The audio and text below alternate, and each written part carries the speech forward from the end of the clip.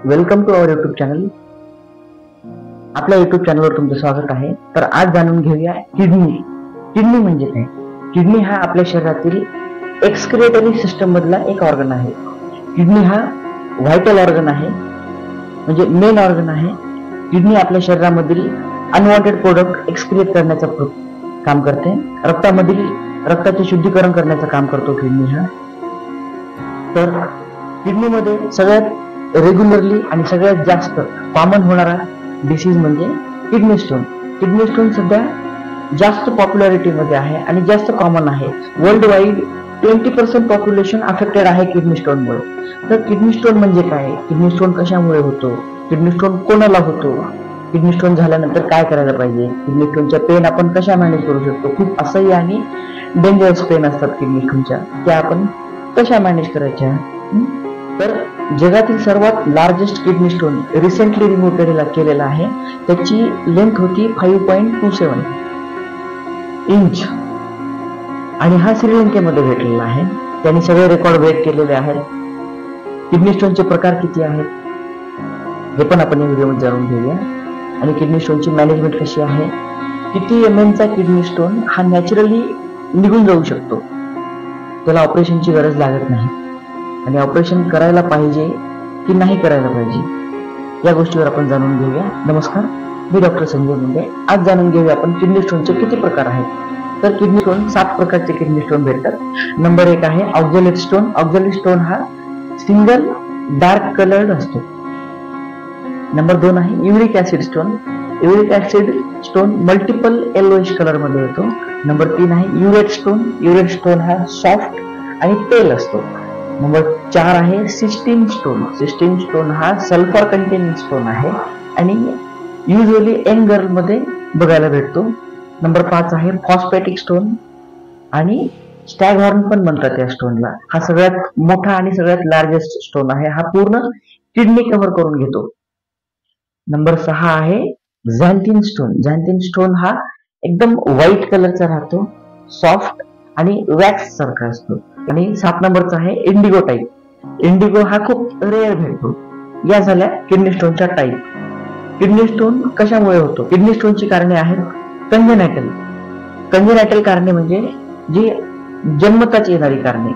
Imbalance of crystalloid and colloid ratio. Crystalloid मधला आणि कोलॉइडचा ratio जर इम्बॅलन्स असेल तर त्याच्यामुळे डिपॉझिशन होऊन, क्रिस्टलॉइड डिपॉझिशन होऊन किडनी स्टोन होऊ शकतो. नंबर 2 आहे हायपर पॅराथायरॉइडिझम. आता हे हायपर पॅराथायरॉइडिझम म्हणजे काय? पॅराथायरॉइड ग्लँड ही ग्रंथी थायरॉइडच्या वरच्या साईडला असते आणि तिचं काम आहे की कॅल्शियम सिक्रेट करणे.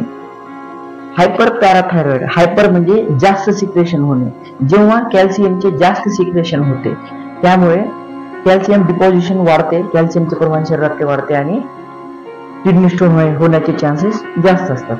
म्हणजे प्रोलॉंग इमोबिलायझेशन, जास्त वेळ एका जागी बसून राहणे किंवा जास्त मुवमेंट न करणे, या लोकांना पण जास्त किडनी स्टोन होण्याचे चान्सेस असतात. याच्यामध्ये पाहिलं तर ओल्ड एज मध्ये हा कॉमन कॉज आहे.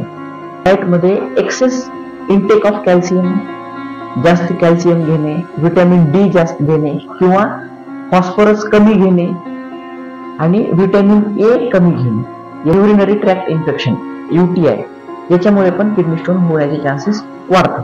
किडनीमध्ये पॅथॉलॉजिकल कॅल्सिफिकेशन झाल्यामुळे पण किडनी स्टोन होऊ शकतो. हाय मिनरल्स वॉटर. आपल्या नांदेडमध्ये तर खूप मिनरल्सचं पाणी भेटतं. ते तुम्हाला पाहायचं असेल तर तुम्ही तुमच्या हिटर पाहिला असेल, त्याच्यावर किती मिनरल्सचा थर चढून बसतो. तर ते तर हिटरला बसलेला आहे. आपल्या किडनीमध्ये तर काय हाल होत असतील याचा विचार करू शकता तुम्ही. तर ते हाय मिनरल्सचं वॉटर पिल्याने पण किडनी स्टोन होऊ शकतो. किडनी स्टोनची लक्षणे पाहायला गेलं तर साधारणतः सायलेंट स्टोन म्हणजे सगळ्यात मोठा आपण जो 4था प्रकार बघितला होता, स्टॅगहॉर्न किडनी स्टोन. स्टॅगहॉर्न किडनी स्टोन हा हळूहळू पूर्ण किडनी कव्हर करतो. याचा पेन होत नाही. हा सायलेंट स्टोन आहे. हा फक्त ऍक्सिडेंटली आयडेंटिफिकेशन होतं, ऍक्सिडेंटलीच भेटतो. कधी दुसऱ्या कारणामुळे USG करण्यात येते किंवा KUB एक्सरे करण्यात येतो, त्याच्यामध्ये हा ऍक्सिडेंटली सापडतो. याला सायलेंट स्टोन असे म्हणतात. आणि जो अग्रेसिव्ह स्टोन राहतो ज्याच्यात की पेन खूप अग्रेसिव्ह असतात, त्यामध्ये पाठीमध्ये, पोटामध्ये टोचल्यासारखं दुखणे, लघवीला जळजळ करणे, थेंब थेंब लघवी येणे, खूप पेनफुल युरिनेशन असतो. कधी कधी जर स्टोन हा जर युरेटर मध्ये इम्पॅक्ट झाला असेल, अडकला असेल, तर त्याच्यामुळे इंजुरी होऊन हेमॅच्युरिया पण होतो. आता हेमॅच्युरिया म्हणजे काय? हेमॅच्युरिया म्हणजे लघवी वाटे रक्त येणे, त्याला आपण हेमॅच्युरिया म्हणतो. हे पण लक्षण दिसायला लागतं. खूप पेनफुल युरिनेशन आहे, लघवी करायला खूप जास्त त्रास होतो, खूप प्रेशर द्यावं लागतं. आणि बर्निंग युरिनेशन, लघवी खूप थेंब थेंब होते, प्रेशर द्यायला लागतं.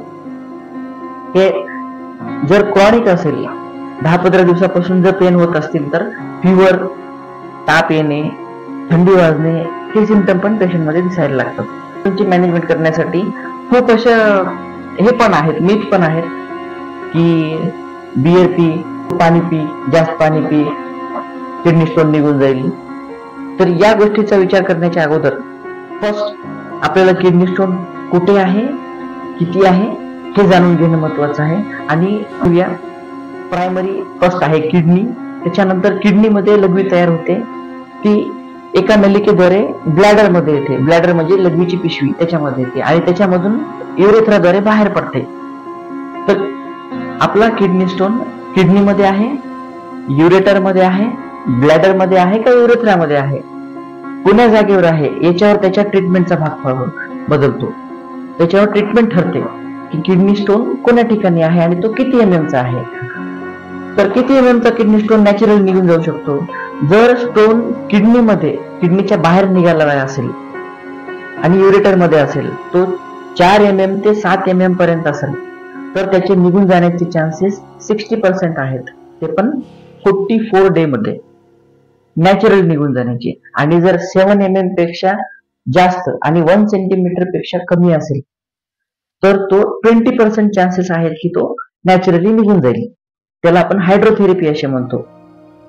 जास्त IV फ्लुइड देणे किंवा जास्त पाणी पाजवणे आणि नंतर डायुरेटिक मेडिसिन देणे, म्हणजे ते प्रेशर क्रिएट होऊन प्रेशरने तो स्टोन बाहेर निघून जाईल. जर 1 MM पेक्षा 1 सेंटीमीटर पेक्षा जास्त असेल, तर त्याला ऑपरेशन करूनच रिमूव्ह करावं लागेल. प्रिकिंग पेन होत आहेत, बर्निंग मिक्च्युरेशन आहे, हा त्रास चालू झाल्याच्या नंतर, युरिन पेन दिसायला लागल्यानंतर आपण कोणत्याही अफवांना बळी न पडता की हे औषध घ्या, किडनी स्टोनचा चुरा होऊन बाहेर निघून जाईल, किडनी स्टोन एकदम बारीक होऊन बाहेर निघून जाईल, किडनी स्टोन एका झटक्यात काढतो, किडनी स्टोन आज औषध प्या उद्या किडनी स्टोन निघून जाईल, या अफवांना बळी न पडता फर्स्ट प्रिफर युरोलॉजिस्टचं ओपिनियन आणि अल्ट्रासोनोग्राफी, KUB एक्सरे, हे प्रायमरी इन्व्हेस्टिगेशन करूनच पुढचं ओपिनियन घ्या. आणि विदाउट युरोलॉजिस्ट सजेशन कोणताही पाऊल उचलू नका, कारण ते आपल्या जीवावर बेतू शकतं. जर तुम्ही जास्त पाणी पिलं किंवा जास्त औषध खाल्ले बाहेरचे, तर हायड्रोनेफ्रोसिस होऊन एमर्जन्सी क्रिएट होऊ शकते. त्याच्यामध्ये किडनी फेल्युअर होण्याचे चान्सेस पण असतात. त्यामुळे विदाउट युरोलॉजिस्ट ओपिनियन आपल्याला कोणतंच पाऊल घ्यायचं नाही. युरोलॉजिस्टच्या ओपिनियनच आपल्याला ट्रीटमेंट करायची आहे. जर ही माहिती तुम्हाला चांगली वाटली असेल, तर आमच्या चॅनलला सबस्क्राईब करा आणि ही माहिती तुमच्या मित्रांसोबत शेअर करा, जेणेकरून ज्याला किडनी स्टोन आहे त्याला मिसगाईड होणार नाही आणि ज्याला किडनी स्टोन नाही त्याला किडनी स्टोन होणार नाही.